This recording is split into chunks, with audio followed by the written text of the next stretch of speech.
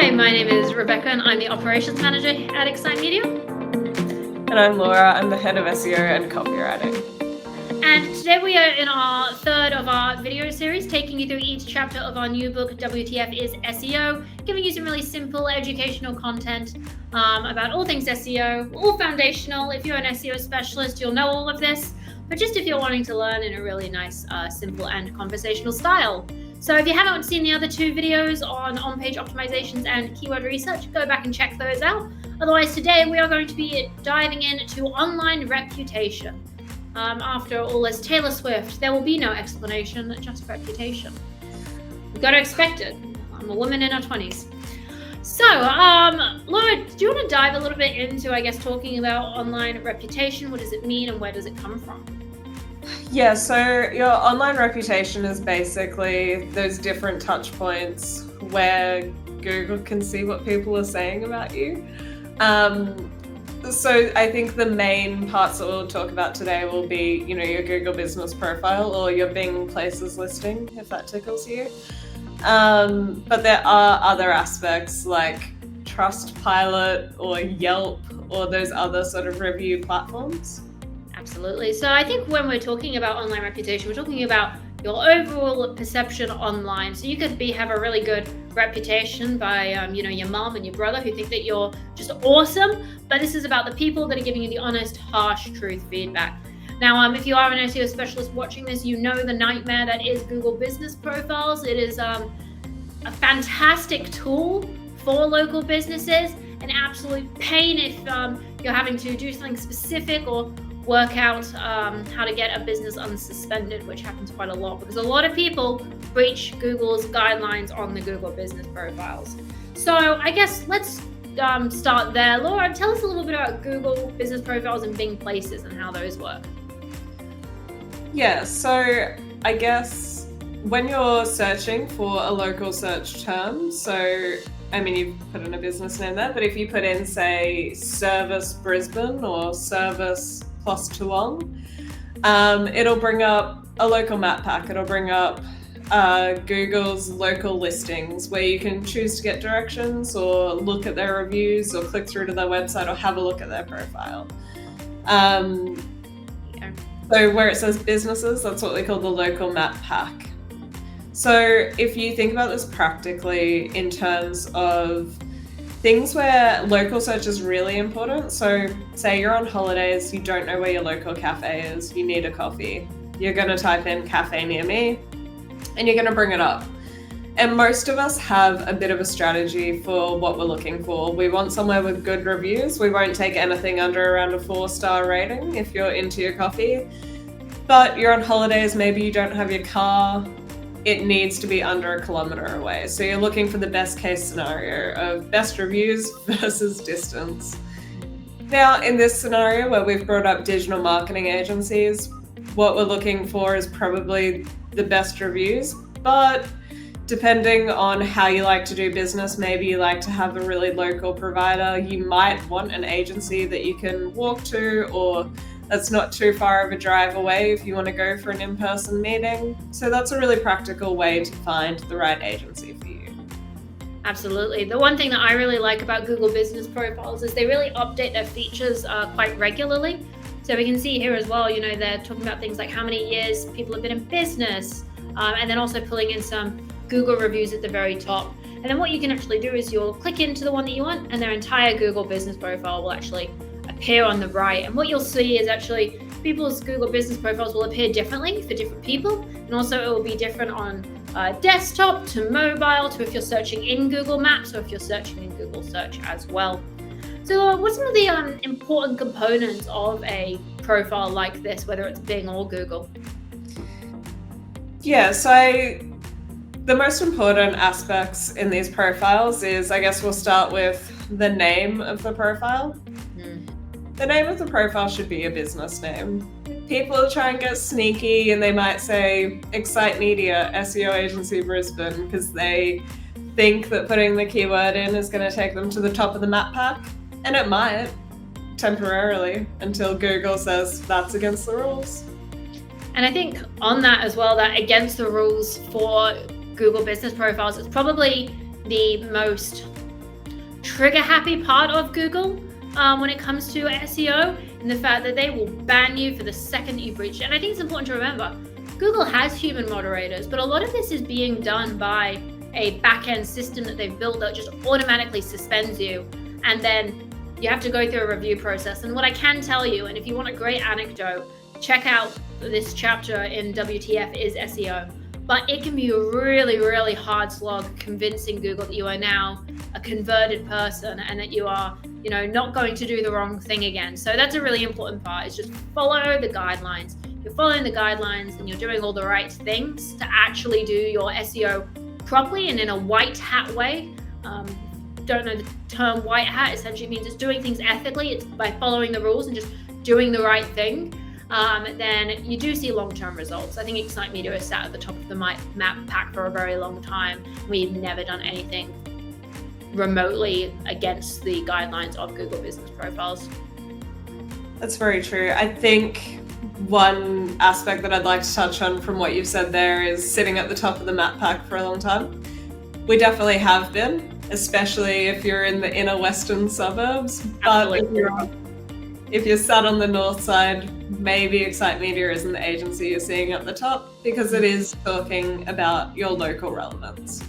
Yeah, it's your proximity as well. I imagine a component as to why we have appeared top in this little search there as well as we're in the building. So we're literally as close as we can possibly get to Excite Media. So that will also be one of the reasons why we've appeared top in this specific instance.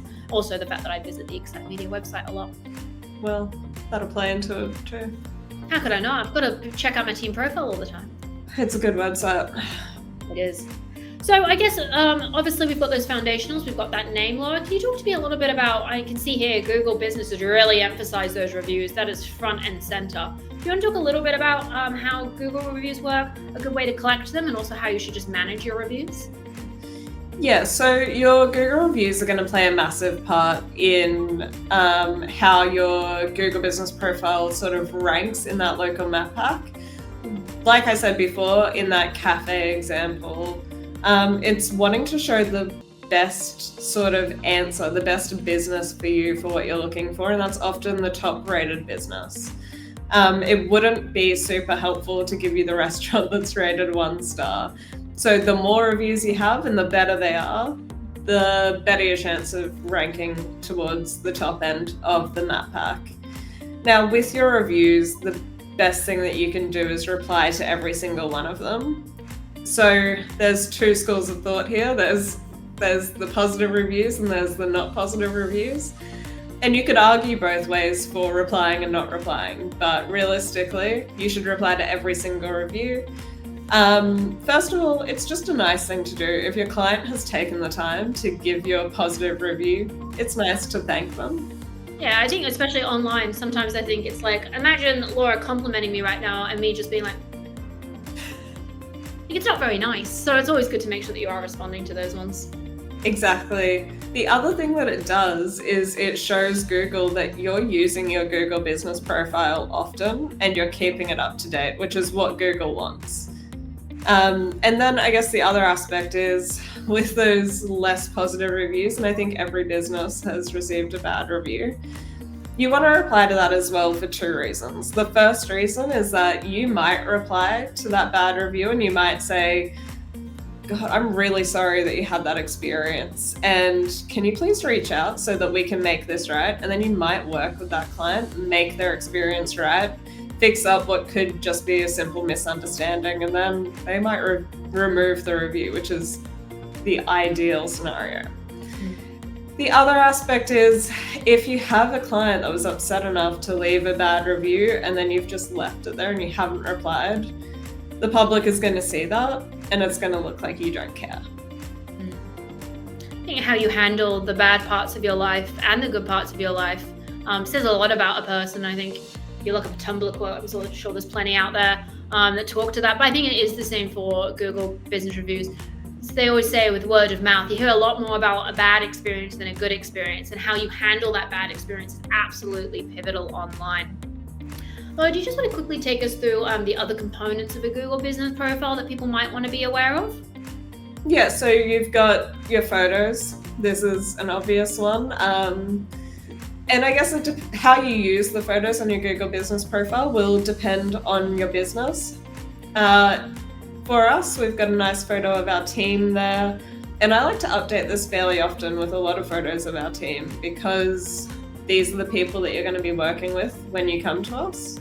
What we've also done is we've included photos of the building and what it looks like in our office, just to give people an idea of what to expect when they come visit us.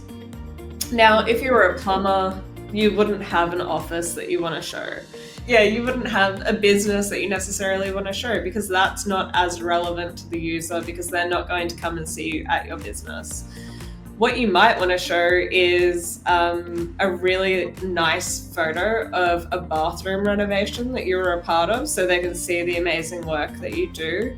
And you might want to include photos of your friendly plumbers' faces, so that people know they're inviting nice people into their house. Look at that friendly face right there. Take it off the screen. And some of the other components, Laura, what about Google business posting? I think it's an often neglected part, or it's a part that people don't do particularly well. That's very true. I think your posts are a really good way to show Google again that you are keeping your profile up to date. See, there's other aspects of your profile, like your business hours and your description, and those don't make sense to update frequently, and I wouldn't recommend you do. Your posts, you can do a weekly post. It can just be a blog post. It can be something new that's happening in your business or in the office. Sometimes we just recycle old social posts and not old. We recycle posts that we're putting up on our social media channels just to keep it up to date, but also so that people can get some more content while they're on your profile, and they can learn a little bit more about your business, what you do, and what sort of things you're talking about. Yep, absolutely. And I think there's the other component, that a bit of a pitfall that people fall into is on a Google business profile, you can choose categories on how your business falls in.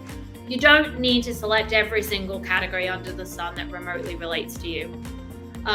Make it specific, make it general. If what did they say? Jack of all trades, master of none. So make sure that you don't choose every single thing that it offers you. And some people will suggest edits as well to your Google business profile. If they've called you up and you're actually not available in those times, this is a real common thing. A study came out that you show up higher when your Google business profile, when your business is open. So a lot of people change all their Google business profiles to 24 hours a day, and then people are calling being like, well, I thought you were 24 hours and you're not there. So making sure that when people suggest edits, you actually review them and see if that is actually an honest reflection of your business. Of course, you can reject them, but it is also just good to keep top of mind as well. So I guess coming back to this, I think the most important part of all this kind of online reputation management is those reviews. Just a little bit of a word of warning. A lot of people will call up their mate or use their family members and things like that to actually post Google reviews. It's against the guidelines. And it is known SEO agencies will report that sort of stuff for their clients' competitors. So just don't do the wrong thing in the first place. Always make sure that it is an honest, genuine review, that you can prove that is an actual client of yours, or a business that you've worked with or something like that, and they actually know you. And to make sure every single part of your Google business profile is genuine. It should be like a social media profile, a really honest reflection of the business and who they are. Then of course there's Yelp and there's Facebook. Well, I guess just the final part of this, obviously, building these reviews and building this kind of local presence is a really good long-term business growth strategy. But I think the one thing that people always struggle with is, how do you actually get reviews? I know a lot of serving staff will come up to tables and be like, leave us a good Google review then and there. And some people will send it on QR codes. And I know some people will send it out with, hey, here's a discount if you do that. Can you talk a little bit about the strategies you should and shouldn't use to actually get Google reviews? Yeah, so that last one, I'm trying to think of what Google's specific wording around this is, but basically you can't coerce people into leaving you a review. That's a big no-no. Competitions and incentives or discounts for Google reviews, don't do it. Play it safe. What you want to do is obviously provide a good service. I think we're all aiming for that. And once you've delivered the service and you know that they're happy with what they've received, politely ask for a Google review. That's the simplest way to do it. Some people bake it into their processes. So I've had, I don't know, home services people. I had the man that serviced my air conditioner a few weeks ago.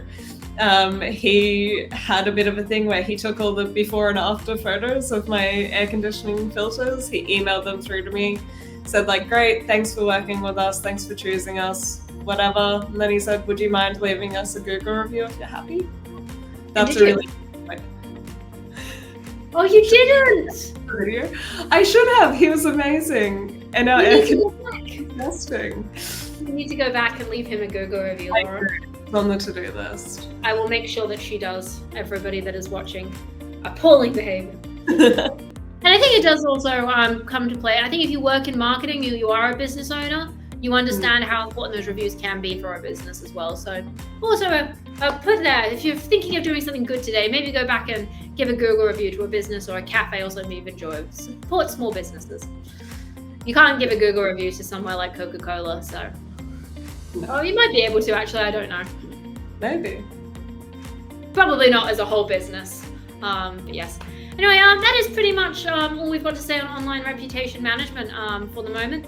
If you have any questions, make sure you leave a comment below, or if you need help managing your online reputation, please reach out to us at www.excitemedia.com.au. Our team would be more than glad to help you out.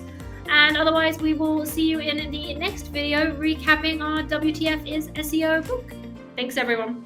Thank you.